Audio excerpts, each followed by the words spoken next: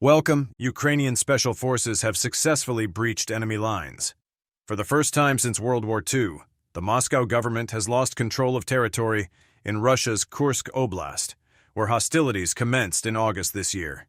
The Ukrainian elite units have made rapid advancements in the area, conducting operations predominantly during nocturnal hours. These strategic maneuvers have facilitated their infiltration of Russian defenses, while simultaneously disrupting critical supply routes.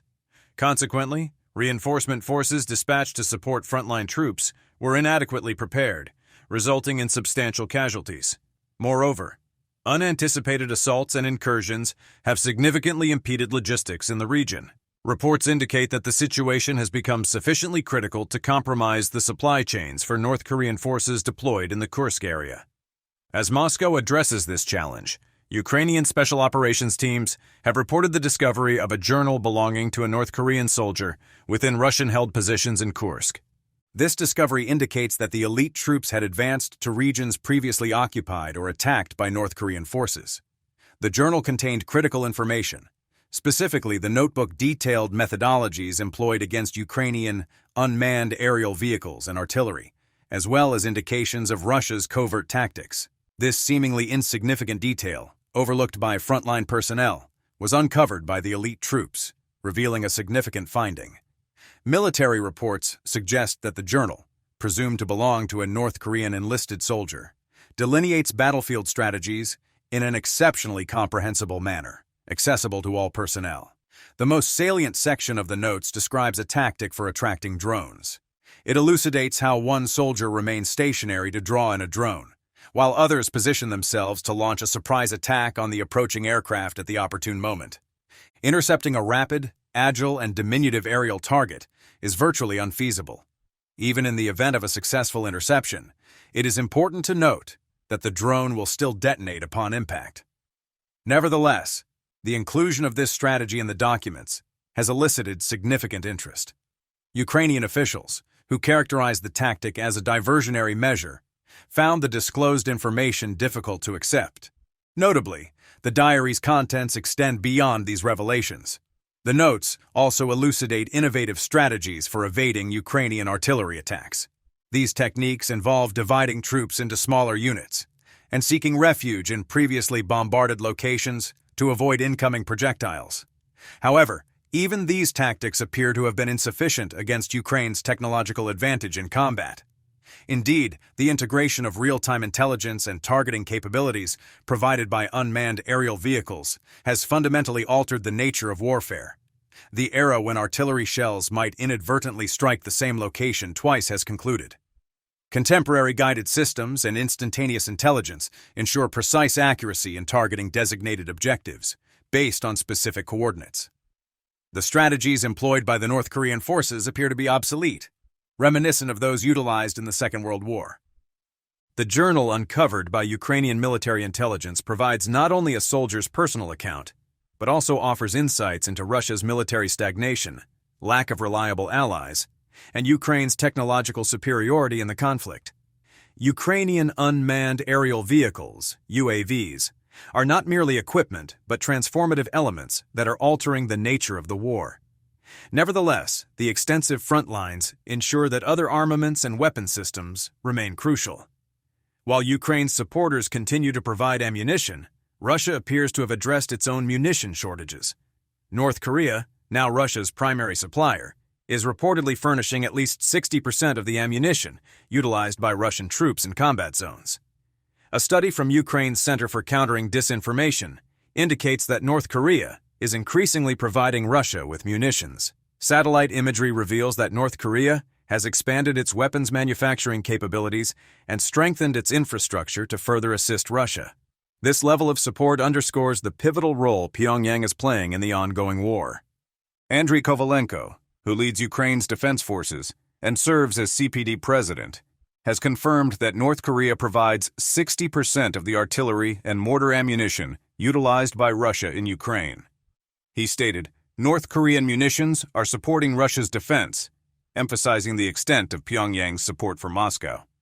Satellite imagery indicates that North Korea's assistance to Russia extends beyond artillery shells.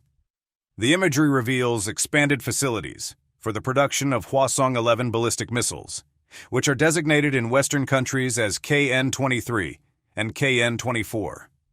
Russia has employed these missiles in its Ukrainian offensive. Intelligence from Washington and Seoul suggests that North Korea has delivered approximately 20,000 containers of munitions to Russia thus far.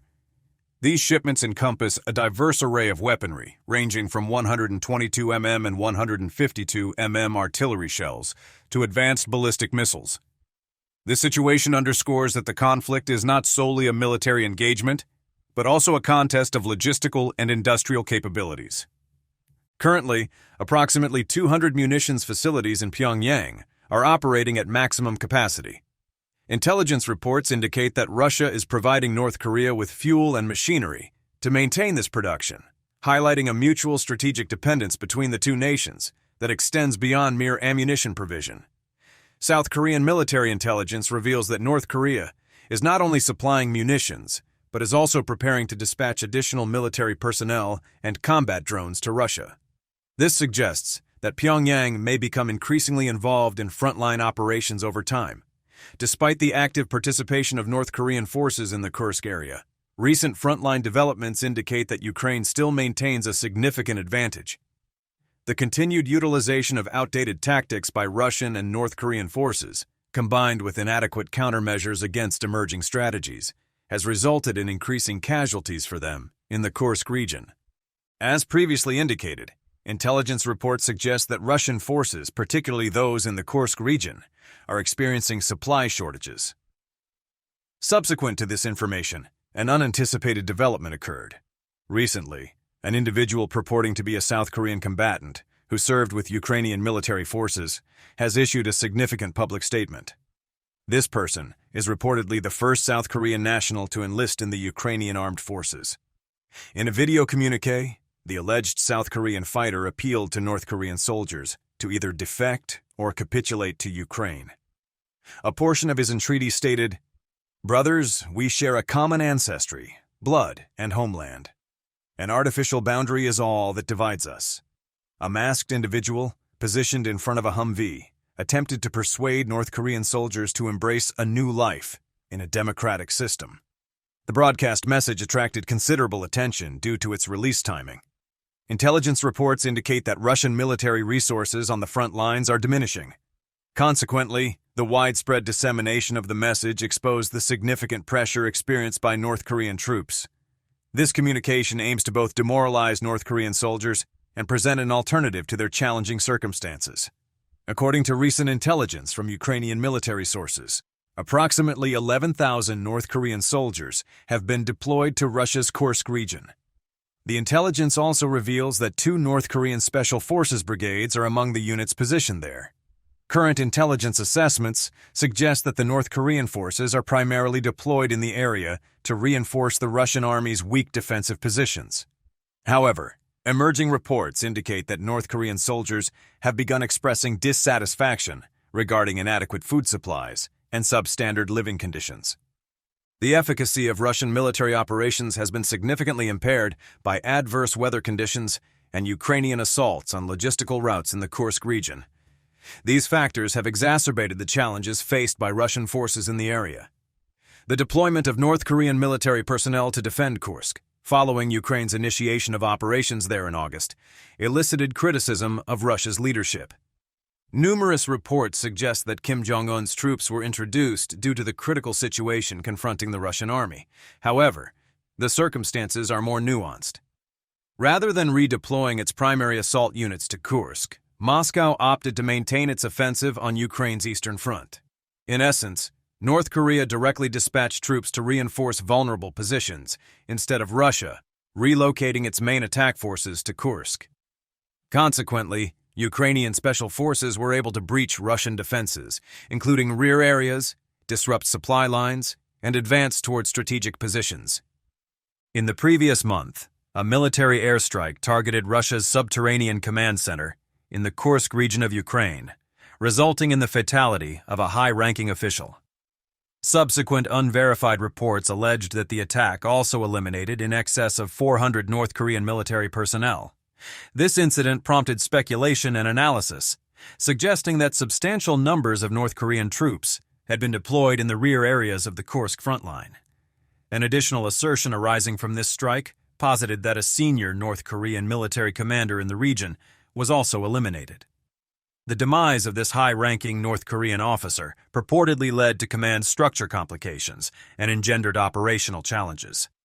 We kindly request that you consider making a financial contribution through the Super Thanks feature to support our research endeavors and ensure the continued provision of content.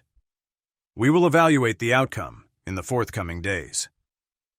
As we conclude this presentation, we encourage you to express your appreciation by utilizing the positive feedback option. We also strongly recommend that you subscribe to receive updates on our latest releases.